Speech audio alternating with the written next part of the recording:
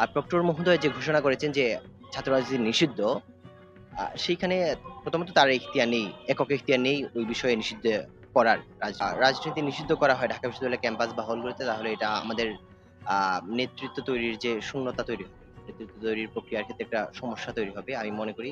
আপনি দেখেন জন্মলগ্ন থেকে ঢাকা বিশ্ববিদ্যালয় বাংলাদেশ রাষ্ট্রের সকল গণতান্ত্রিক মানুষের অধিকার আদায়ের সংগ্রামে নেতৃত্ব দিয়েছে। এবং আমাদের বাংলাদেশ রাষ্ট্রের একটা সমস্যা হচ্ছে যে সেখানে একটা মধ্যবর্তী শ্রেণী নেই যারা বাংলাদেশ রাষ্ট্রের প্রয়োজনে মানুষের পাশে দাঁড়ায়। সবসময় ছাত্র সমাজই সেই নেতৃত্বটা নিয়েছে এবং ঢাকা বিশ্ববিদ্যালয় সেখানে সর্বাগ্রে দাঁড়িয়েছে। সেদিন কিন্তু আমাদের বিরুদ্ধে কোনো ধরনের প্রতিক্রিয়া কেউ দেখায়নি। রাত ১২টার পরে ঢাকা বিশ্ববিদ্যালয় ক্যাম্পাসে মিছিল বের হয়।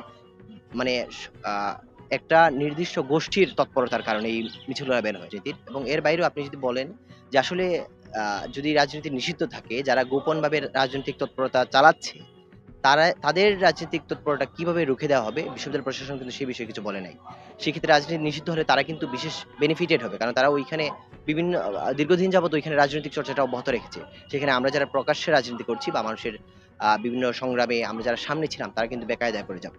সেখানে ওই গোষ্ঠীটা কিন্তু সুবিধা পাবে। সেখানে দাঁড়িয়ে আমাদের যে রাজনৈতিক নিষিদ্ধকরণ প্রক্রিয়া, সেখানে আসলে আলটিমেটলি ঢাকা বিশ্ববিদ্যালয়ের সংকট তৈরি করবে, রাজনৈতিক সংকট, এবং বাংলাদেশ রাষ্ট্রের জন্য এবং ঢাকা বিশ্ববিদ্যালয়ের যে নেতৃত্ব তৈরির প্রক্রিয়া সেখানে আসলে বড় ধরনের সমস্যার তৈরি হবে বলে আমরা মনে করি।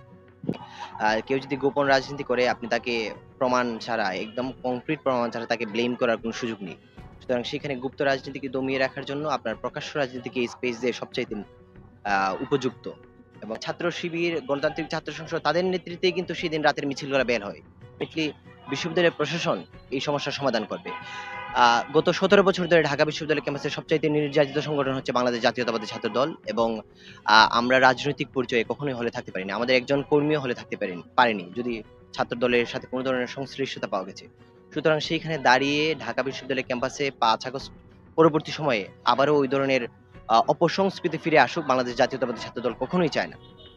ঢাকা বিশ্ববিদ্যালয়ের ছাত্র দল এবং বাংলাদেশ জাতীয়তাবাদী ছাত্র দল শিক্ষার্থীদের কাছে ইতিমধ্যেই ৯ দফা ঘোষণা করেছে। সেখানে তারা গণরুম এবং গেস্ট রুমের বিরুদ্ধে তাদের অবস্থান পরিষ্কার করেছে এবং বাংলাদেশ জাতীয়তাবাদী ছাত্র দলের হাত ধরে কখনোই এই ধরনের অপসংস্কৃতি পুনরায় ফিরে আসবে না বলে আমরা শিক্ষার্থীদের কাছে ওয়াদা করতে চাই।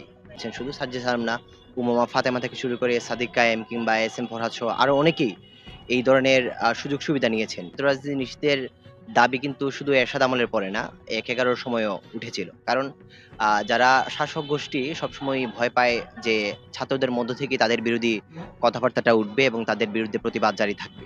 সেই জন্য এরশাদ সাহেব এবং ১-১১ সরকার ছাত্র রাজনীতি বন্ধের একটা পায়তারা করেছিল। এবং সেই পায়তারা যারা এখন শাসক গোষ্ঠী আছেন তাদেরও একটা অংশ হয়তো যে তাদের বিরোধী কথাবার্তা যেন ঢাকা বিশ্ববিদ্যালয় ক্যাম্পাস থেকে আবারও উজ্জীবিত না হয়, সেই জায়গাটা পরিষ্কার রাখার জন্যই, তাদের রাস্তা পরিষ্কার রাখার জন্যই এই বিষয়টাকে এরশাদের মতো একজন স্বৈরাচারের উক্তিকে সামনে নিয়ে আসার অপচেষ্টা করে।